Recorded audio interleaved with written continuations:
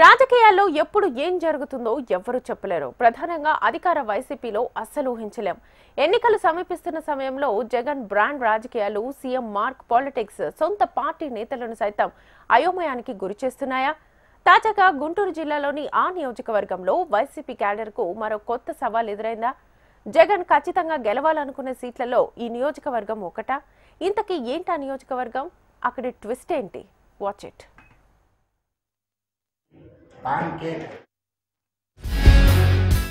గత ఎన్నికల్లో టీడీపీ గెలుచుకున్న స్థానాలను ఖచ్చితంగా తమ ఖాతాలో వేసుకునేందుకు అధికార వైసీపీ అడుగులు వేస్తోందట.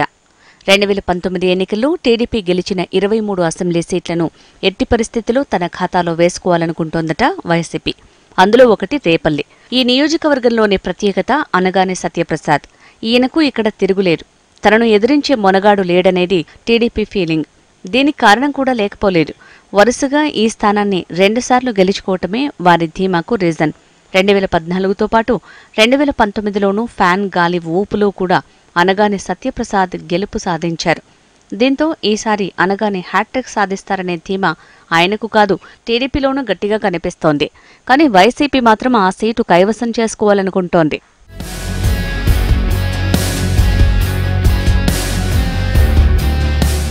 సామాజిక న్యాయం పేరుతో రేపల్లెలో వైసీపీ బలమైన అభ్యర్థిని బరిలోకి దింపుతుంది.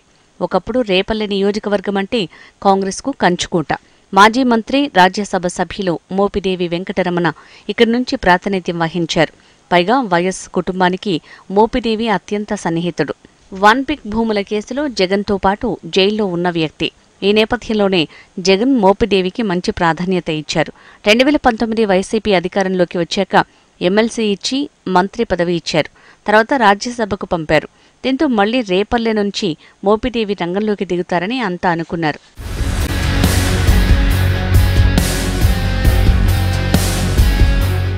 కానీ తాజాగా మోపిదేవికి షాక్ ఇచ్చారు జగన్. రేపల్లె నియోజకవర్గం ఇన్ఛార్జిగా డాక్టర్ ఈవూరు గణేష్నే నియమించారు. దీంతో ఇదే ఇప్పుడు నియోజకవర్గంలో కొత్త చర్చగా మారింది. మోపిదేవిని జగన్ పక్కన పెట్టారనే పుకార్లు, షికార్లు చేస్తున్నాయి. వాస్తవానికి ఈవూరు గణేష్ మాజీ మంత్రి సీతారామమ్మ కుమారుడు. ఈయనకు రాజకీయ బ్యాక్గ్రౌండ్ బాగానే ఉంది. దీంతో మోపిదేవి సైతం జగన్ నిర్ణయాన్ని కాదనలేకపోయారు. గణేష్కి మద్దతు ప్రకటించారు.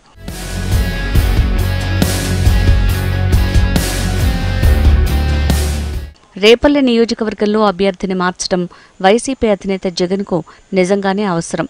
గత 2 ఎన్నికల్లో వరుసగా ఓటమి పాలైన మోపిదేవి వెంకటరమణ రాజ్యసభ సభ్యుడిగా ఉన్నారు. ఇప్పుడు కొత్త వారిని ఎంపిక చేస్తే తప్పులేదనే వాదన వినిపిస్తోంది. రేపల్లె నియోజకవర్గంలో అభ్యర్థిని మార్చినందున కొంత సానుకూల ఫలితాలు వచ్చే అవకాశం ఉందని జగన్ అంచనా.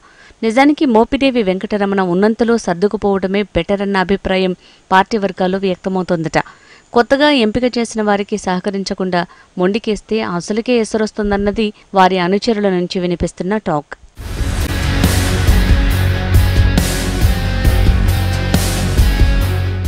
ఏ నియోజకవర్గమూ ఎవరి అడ్డా కాదు. అక్కడ ప్రజలు 2 సార్లు ఓడించారంటే మోపిదేవి కుటుంబంపై ఉన్న వ్యతిరేకతను కూడా అర్థం చేసుకోవాల్సి ఉంటుందని వైసీపీ నేతలు చెప్తున్న మాట. అక్కడ సర్వేలు చేయించిన తర్వాతనే ఈసారి టికెట్టు మోపిదేవి కుటుంబానికి ఇవ్వకూడదని నిర్ణయించినట్లు వినిపిస్తున్న వాదన కాగా, కొత్త ముఖం అయితే కొంత సానుకూల ఫలితం వెలువడే అవకాశం ఉంటుందని అంటున్నాయి పార్టీ వర్గాలు. గెలుపే లక్ష్యంగా జగన్ చేసిన మార్పు ఆ పార్టీకి విజయం తెచ్చిపెడుతుందని అంటున్నారు.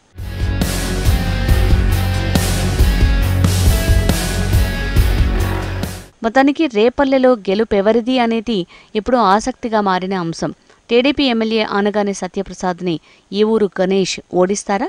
సామాజిక న్యాయం పేరుతో జగన్ చేస్తున్న మార్పులు, చేర్పులు ఎవరికి షాక్ ఇస్తుంది, ఎవరికి విజయాన్ని తెచ్చిపెడుతుందో వెయిట్ అండ్ వాచ్.